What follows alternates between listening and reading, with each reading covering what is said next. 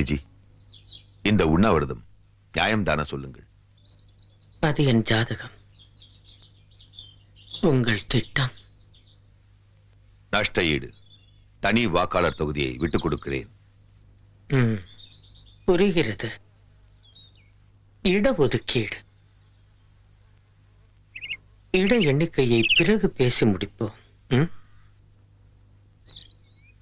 நான் உங்களுக்கு ஒன்று சொல்வேன். நான் எப்பொழுதும் உங்களால். நீங்கள் பிறப்பால் தீண்டத்தகாதவர், நான் கொண்ட கொள்கையால் தீண்டத்தகாதவன்.